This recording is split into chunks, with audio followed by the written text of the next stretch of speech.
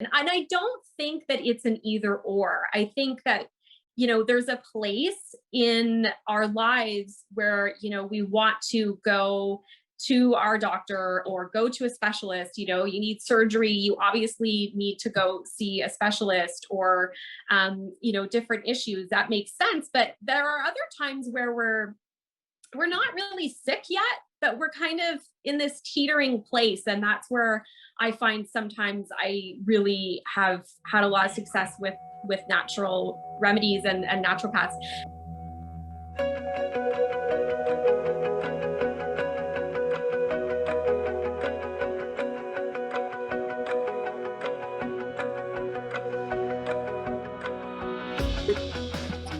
Hi, everyone, and welcome to another episode of Carpe Diem Living the Podcast. I am your host, Shane Gitmed, and today we are back in Canada. We seem to love Canadians on the show. We love everyone, but I just love speaking to people in different countries. So welcome to the show, Sara. Thank you so much for having me. Yeah, where in Canada are you located? So I'm just outside of Ottawa, Ontario, Canada. So that's our nation's capital. And actually, normally pre-COVID, work in Ottawa, but right now I'm working from home. Gotcha. Are you from Canada, or did you move there later? Yeah. So I'm from Southern Ontario, closer to Toronto is where I grew up. And then, in recent years have kind of migrated up to Eastern Ontario. It's a little bit colder in this area, but not too bad.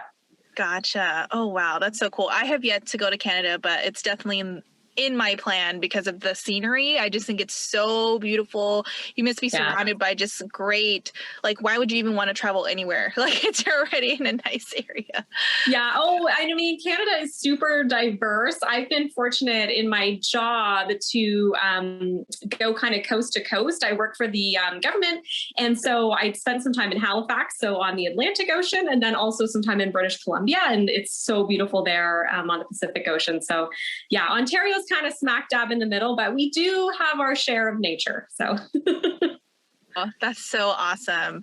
Oh, so yeah, we're here to talk about you just have a lot going on. You have a novel, you have a podcast. I mean, I am just so intrigued of how you came about with this novel that you created for middle grade and young adult for this book. So do you want to tell us about that and what kind of led you to wanting to write the book? Absolutely. So about 5 years ago, I have an 11-year-old son and a 7-year-old daughter. But so about 5 years ago, my son started to come down with various neuropsychiatric kind of mental health issues. He had a sudden onset of motor tics at 6, and then also was experiencing some aggression as well as anxiety and some OCD tendencies. And so we started to kind of see this cluster of things happening with him. And certainly the tics were kind of the most visible of all of those, because a lot of the issues were mental health related. And so not always, visible to the eye.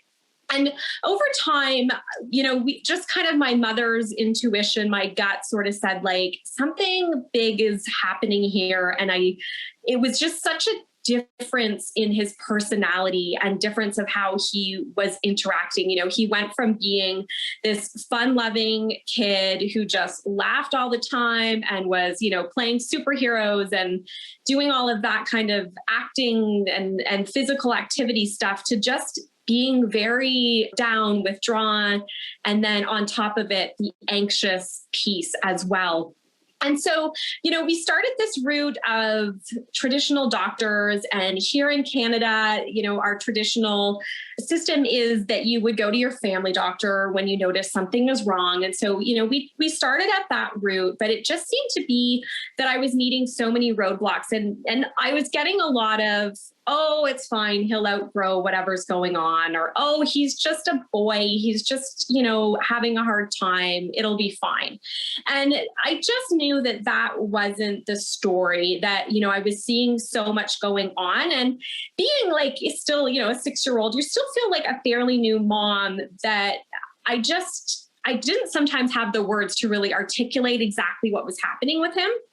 And so I started continuing along. He had a lot of eye tics. So we went to an optometrist. I was seeing a naturopath at the time for my own autoimmune condition. So I took him there as well. And we got some help there, certain supplements to try for the motor tics, as well as different vitamins and things like that would help him. And we did like food intolerance testing and found a whole slew of things happening there. So that was, I think, really fortunate that I kind of, veered from that route initially, even that sort of traditional medical route. And then we saw a pediatrician, and he, had seen my son for years, and same thing, like, oh, these things come and go, you'll be fine. But it just seemed that it wasn't going. So, after a few months of this kind of continual cycle and not seeing a lot of change, I started to really try to use, so my background is more like in public policy and research. So I started to take some of my knowledge there, and I thought, okay, how would I solve this in my day job if I had this sort of thing happening that I couldn't figure out? And so I was just researching like crazy on my own time and emailing, any doctor that I could find that seemed at all interested in this type of issue, trying to find out what could be going on with him. And I stumbled upon some parents groups that were talking about a condition called PANDAS, which is Pediatric Autoimmune Neuropsychiatric Disorders Associated with Streptococcal Infections. And one of the things that I asked his pediatrician to do was to do some blood work. And because I mentioned that he had a very sore throat right before the tics came on. And so it did turn out that he had strep throat right before. But still, no one was willing to say, yeah, that could be the reason for what's going on here. It was like, well, even though he had that, he doesn't likely have it anymore, and it's fine. They like to separate things. They don't like to dive deep. They're just like, oh, it passed. Okay, move on to the next. They keep everything so segregated. I don't understand that. Yes, exactly. And so it was just such a weird thing that like, well, I'm finding this disorder that so many people are saying that their children have the exact same thing that my son has, but no one's willing to make that connection. Exactly. So I did eventually find a doctor who was also a researcher kind of on the side that had a criteria that he had developed for PANDAS. And, we drove like about an hour to go see him. And he said, yeah, to me, this seems like your son fits this criteria. But again, the challenge was he wasn't practicing. He was kind of researching and on the verge of retirement. So he sort of sent us, to a psychiatrist. And then the psychiatrist also doesn't treat the full gambit of symptoms. He was really focused on my son's inattention and, different pieces like of that. And so we just kind of ended up, in this long spiral. Eventually, over time, we did, and I'm meaning years, find another pediatrician who was willing to take some steps forward to treat some of PANDAS. And then since then have found some naturopaths who are also very familiar with methods to treat it. But, to be honest, it's still something that we are struggling through. And so being that this has been in my life for 5 years now, and seeing, honestly, in parent groups on a daily basis, other parents finding out about this and saying, what do I do? I just felt like I know there is such a group out there that's struggling with this. So my background, I'm not a medical researcher, I'm not a doctor, and I really felt like I wanted to contribute to the mental health community and the PANDAS and PANS community, which is sort of the umbrella disorder. And that's where I got the idea to write this book aimed at middle grade and young adult, because those are really the kids that are struggling with this right now. And I felt like they have so many roadblocks in terms of the medical system saying that what they have doesn't exist or they're not willing to treat it, that I wanted these children to feel seen. And then from there, I also felt like PANDAS includes such a variety of issues like emotional lability, tics, depression, anxiety, aggression, regression, like a loss of skills, and so many other things. And so I felt like not only could a book that focused on a young boy with PANDAS reach that PANDAS community, but also so many of the other communities and children struggling with even just one of those issues. And so that was really what motivated me. My son and I had also, while I had already started writing this book, come across other books either focused on OCD or focused on anxiety. And I saw how powerful it was for him to read about a character that was like him in some way. And that was kind of a real motivation to keep going and really to actually try to get this book into print. Oh my gosh. It's crazy what happens where when you get put in these situations where you're like, oh, I don't really know anything about this condition. I'm kind of learning. And then it's crazy how the universe brings us situations where we end up having to be the one to bring it to light for everyone else. Have you noticed that? Where it's like with this situation, you're like, wow, like I would love to contribute. And because of what's going on with your family, now you're helping so many other families kind of navigate through. And yeah, before we connected, I had no idea that this was even a thing. And it's so hard with kids because you're right. Like when it comes to the aggression side, or if they're just being in general, just tantrums, you're like, oh, they're just being kids. Like it's so easy just to say like, oh, that's just normal. But when you put all the pieces together, like when you mentioned the strep throat, if you hadn't put that connection together, it's like, how would you have known? You would have just assumed, it's probably XYZ. But as parents, it's so important for us to be super observant, right? Just to catch these types of things, to kind of put the whole picture together. And I mean, it's so hard, especially I remember growing up as well, where when you don't feel seen, right? There's like so many cartoons and books where you don't feel like it's relatable to you. So then you think you're the one who's super different versus like, no, there's many other people out there like this. We just aren't connected or we don't know each other. So I just think that's such a the concept and everything is great, especially to help not just the child going through it, but the parents as well. Yeah, and that's kind of part of the intention of writing it at that middle grade level. A lot of our print media is written at a grade 5, 6 level as well. And so I felt like that is a very accessible level for parents as well, of all different backgrounds, also young adult. And it's funny that, you do mention the idea of not being seen. I think that happens a lot with mental health, is that a lot of kids, like growing up, I know now that I struggled with anxiety, that I have since I was, about 6 or 7 years old, but I didn't know it was a thing. Right. I didn't know I didn't know what it was. Right. And I just would know. And people would say, well, she's just shy, or, well, she just, gets upset about things. But, now looking back and having, went through therapy myself and things like that, I know that those were signs and symptoms in my body of anxiety. And sometimes until you read about a panic attack, or you read about somebody who is going through an OCD ritual, you don't know that that's even something, right? Yeah. And so I felt like that middle grade and young adult is kind of that time where everyone's feeling different and they're sometimes not sure why. And that the more we can focus on mental health and get that into that age group, I think is really powerful.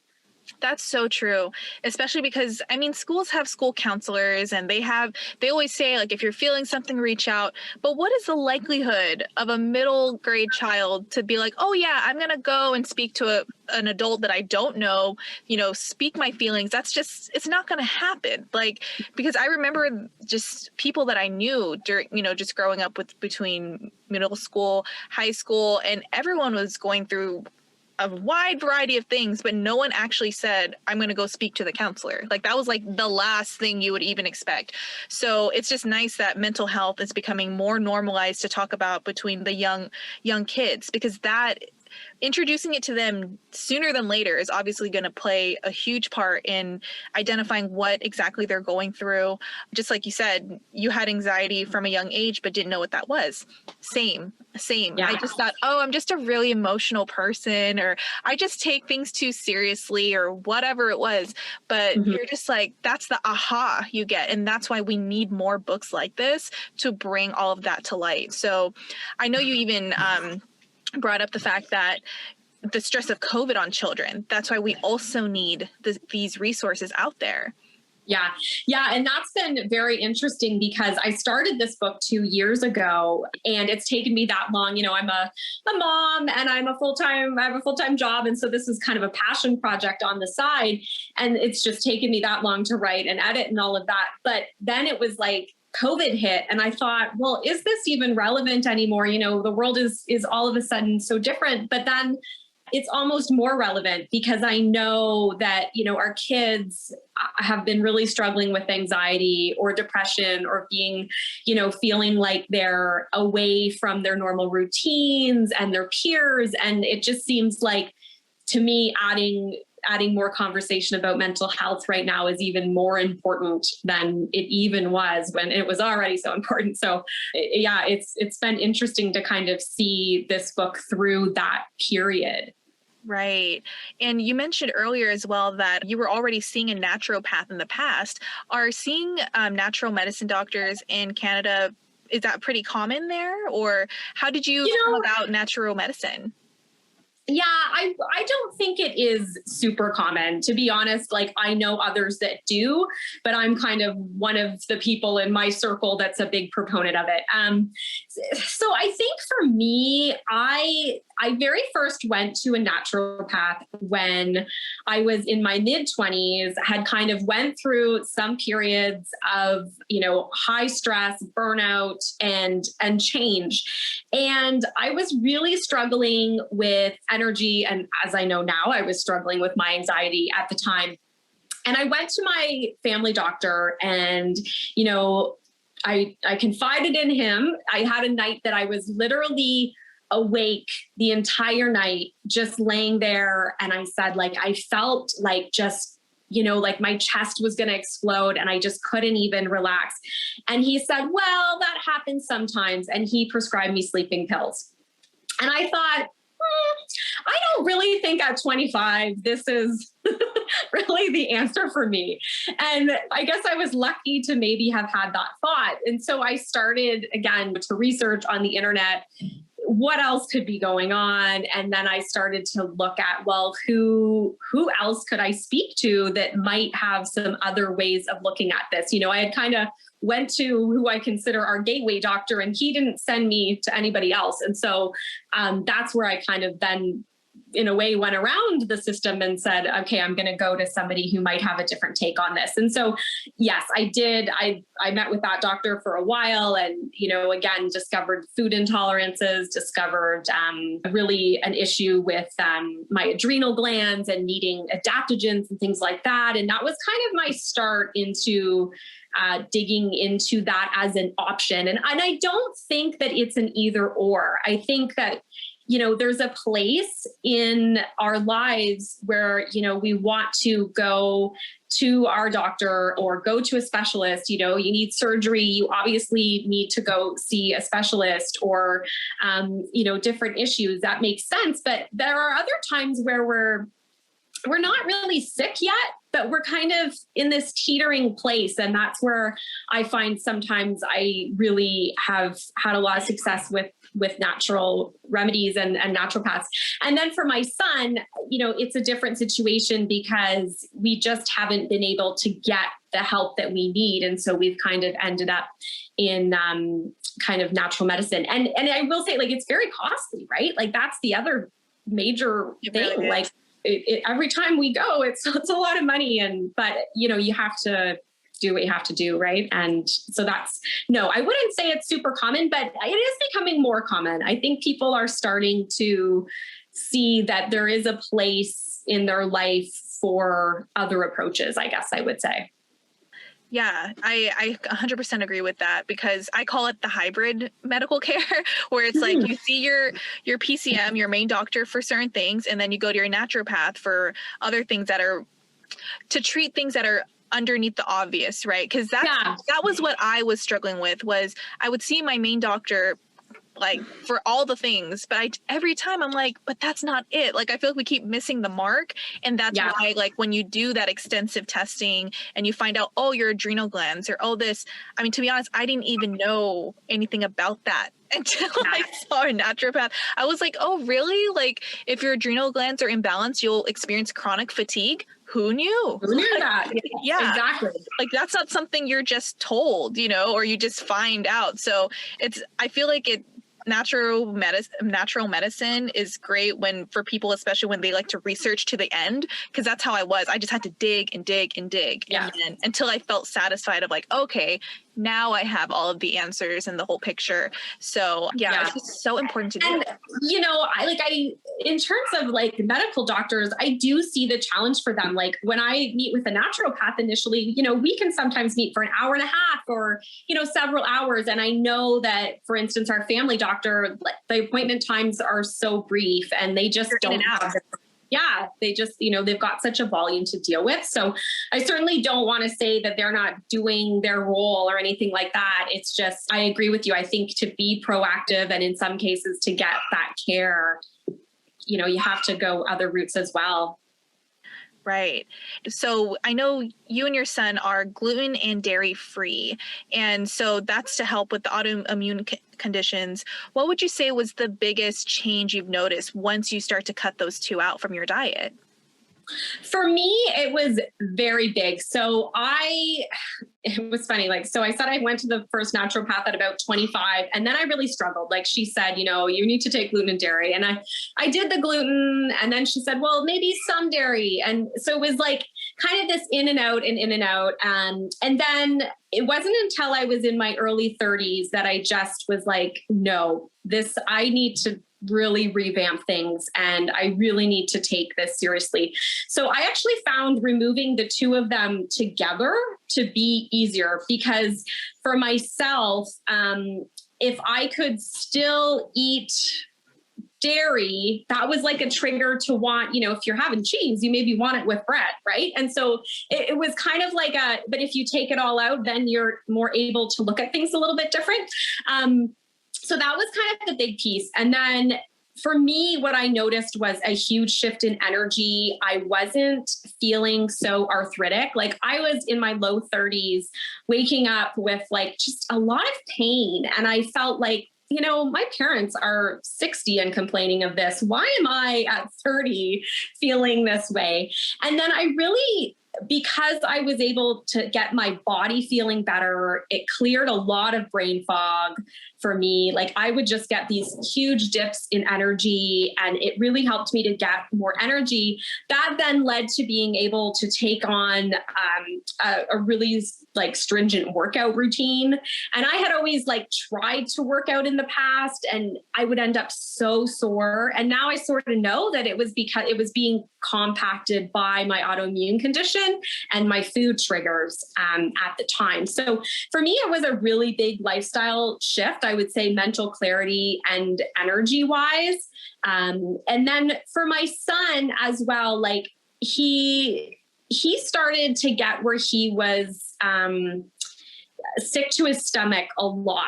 And it was really difficult for us to nail down what it was. And then as we started to really focus in, we knew it was specifically dairy. And it would be then like anything that he had, you know, was seeming to trigger that for him. So we noticed just, you know, stomach, bowels, things like that just were so much better for him.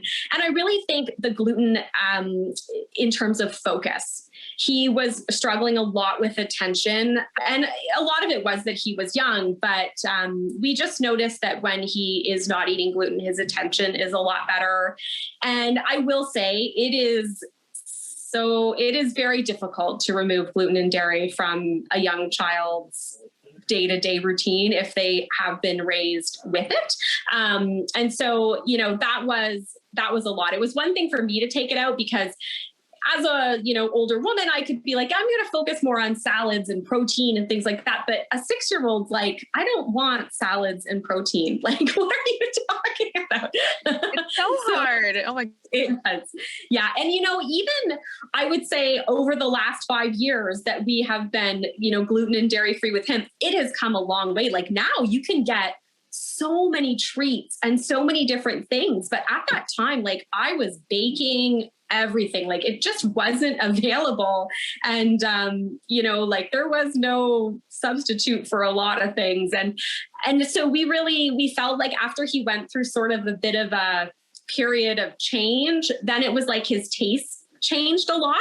And it all of a sudden became easier after a little while, that it was like he kind of got it out of his system maybe and just was able to. And now, like, at 11, he's such a huge proponent. Like he'll tell anybody, well, you should just get off gluten and dairy. That is hilarious. Like hearing a young kid say that, because most kids are like, gluten, what? Like, what does that mean? Yeah. I love my mac and cheese. I'm going to have dairy but I mean, nowadays it's, oh my gosh, I'm so thankful for innovation, because it's true. Like now we have vegan options. There's so many more. Yeah. I love, it's such a fun thing when you're shopping for food and you see it says no dairy, no soy, no gluten. And you're just like, yes. Yeah. Like I get so excited every time I see products like that. I'm like, you're making my life easier, because I swear it was a scavenger hunt before. You're just like, absolutely. What do I eat? It fun, like when we're traveling and stuff, like I'll research, gluten and dairy free, or, my daughter is allergic to certain nuts as well. And then she starting to grow out of it, but she is also egg allergic. And so we really started to gravitate to vegan foods and baked goods and stuff like that, because it was just like, well, it has no dairy, it has no eggs. And so it was like, really great for our family. But yeah, I think like you can make it fun, that then it's like, oh yeah, we're going to go to this special bakery today that, you can pick any treat from, or, do what you can. Like they still love their treats, but you're right. Like there are so many much better alternatives, even like, pizza places. Like initially, you couldn't really get anything, where now like we can get him a gluten-free pizza with vegan cheese and he's happy to go. So. Oh, I love that. Yeah. Because my son, I don't know how your son was, but mine is such a picky eater. I mean, he's getting better, but it was so hard. I was just like, wow, like if he's already this picky, how am I supposed to like narrow it down to? So that's where I'm glad I found alternatives, like to his favorite snacks, to his favorite drinks.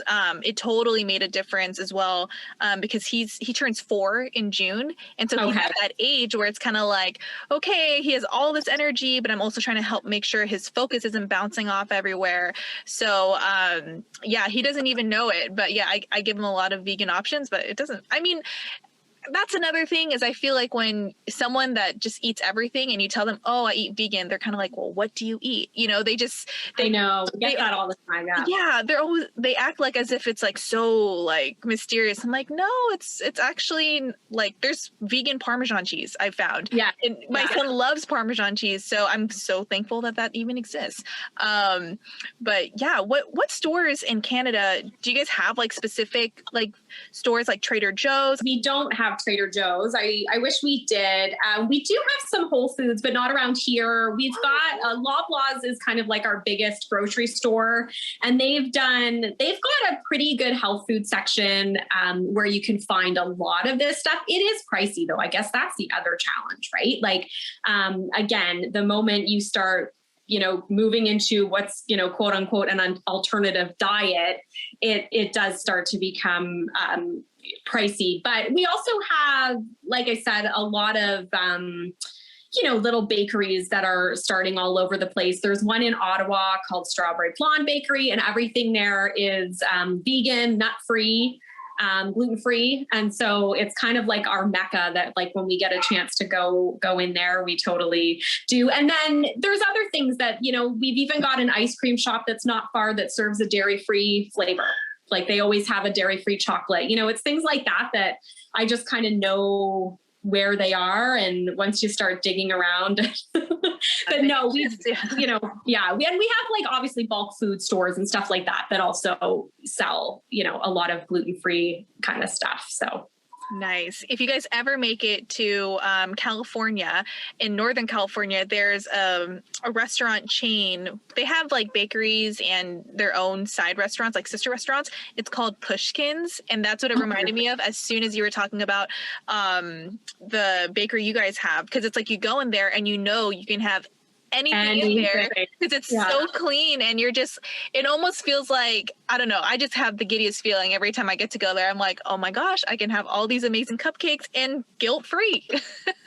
Actually, too, like when I went to British Columbia, I was in Vancouver. Similarly, they had some amazing spots that, it was like paleo, gluten-free, dairy-free. Like, and I was like, what? This is just like the most amazing. I like stocked up because I was there for work. And so I bought like all these muffins and stuff for my room. And it was just like so happy. Yeah, I go in there, I buy like 4 cupcakes. I'm like, this is for today. This is for tomorrow. I'll give one for my son, one to my parents. Yeah. Like I do the same thing. Like I stock up. Oh, that's so great. Yeah. Yeah. Let's talk about your podcast. So you have a podcast called Learning to Slay the Beast podcast, which I love that title because slaying the beast, like that's such a powerful saying when you're just trying to get through all the obstacles in life. So what inspired you to start that podcast, and when did you launch that? Yeah, so I launched it about a year and a half ago. I was inspired because I just started to listen to a ton of podcasts. And back when I was in university, a friend and I had like a university radio show, and I just always loved that kind of medium. It was kind of always like a dream, like, oh, maybe I'll be on the radio one day. And of course, you know, life took me in another direction. And then when I sort of heard of podcasting, I thought, oh, people do this on their own for fun. Like this seems great. And I loved how much information you can get from podcasts and how great of a connection that you can make with the podcaster. So my husband actually had heard me talking about, you know, I think I could do a podcast like enough times that for our anniversary, he went and bought me a mic and, you know, the gear to actually get one going. And it took me a while then to figure out, well, what would I really talk about? Like, what would this be? And so I kind of felt like, you know, I want to talk about the things that are hard, that are the things that maybe not everybody always talks about. And I felt like sharing about my own anxiety, talking about mental health, talking about, I've had a lot of challenges with my autoimmune condition. You know, I was very obese growing up. And so talking about some of my challenges over my lifespan with weight and you know, that sort of health challenge that we all face. And then as I kind of got into it more, I thought, well, maybe I could talk about PANDAS as well. And also my daughter's food allergies and things like that. So I just started to think, well, what are all of these things? And after I had my daughter diagnosed with food allergies, I had started a blog that I just was processing so much stuff around. It was obviously PANDAS as well, but then the food allergies really threw me for a loop. And I called it just off the cuff, like the allergy beast, because it was like this beast that I felt like I was wrestling with, like, how the heck do I keep her safe from these foods that are life-threatening? And so when I kind of then thought about the podcast, I was like, well, maybe what I could do is broaden it and really talk about all of the beasts that we're, you know, dealing with. And that's when I came up with Learning to Slay the Beast and sort of more making it a little bit more general. And then I've been very fortunate with the podcast to be able to do a bit of an information series on PANDAS and PANS as well. I've had a few doctors from the US that are very well known come talk to me about PANDAS and PANS and some of the methods they're using to treat it. And then also some parents come on and share some of their experiences. And then I, of course, have shared my own and about the book as well. So it's been a lot of fun. It's, you know, as you know, podcasts are a lot of work if you're doing them often. But it's, again, kind of like a passion thing that's just, especially through the pandemic, I felt like it was just keeping me going. Like, okay, on to the next podcast. Let's. Oh, Oh, absolutely. That's why I started this, because I was like, I love connecting with people, and I am not going to let this pandemic keep me, in my home with nothing to do. I was like, absolutely not. I'm going to be productive. So I love that you found an outlet through your podcast, and the buildup of it, where you're like, okay, I'm going to share my story, and now you're getting information from experts, and then you can pass it on to families. That's exactly what I meant, is like you were able to take your experience, and then it just creates this platform where it provides information for the collective. And I just love that you were able to do that with your own experience. And I mean, your background from blogging with the blog called Real Life Project. So it's just kind of nice how it kind of created this, just kind of like this domino effect, in which led you here. So your book, I'm sure like everyone is loving it, reading it. Pendulum, right? That's the name of the book. Pendulum. Yeah. And it's written under SE German, which is sort of like my initials. It's doing well. It's so challenging to promote a book, I will say, especially during COVID. Up here in Canada, we're still, hoping to not be locked down all summer, but we're still in a lockdown here in Ontario. And so it's been, just trying to get it out there online through Amazon. And I did have a local bookstore pick it up at our local library, but that was kind of before they got shut down again. So we're just trying to get it out there. But yeah, I would love it if more people would consider reading it. And one thing that I've been encouraging friends and also families that, may be struggling with mental health or PANDAS is to read it together. Like my son and I, he's 11, but we still read at night together all the time. And it's just, I think when you're dealing with something like mental health, it's a great way to kind of open up that conversation.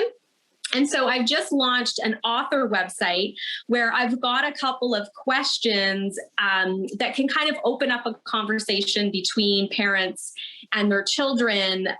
Like, have you ever felt this way? Or, what does it feel like to you when you're worried? Things like that can sort of start that dialogue and help along that relationship.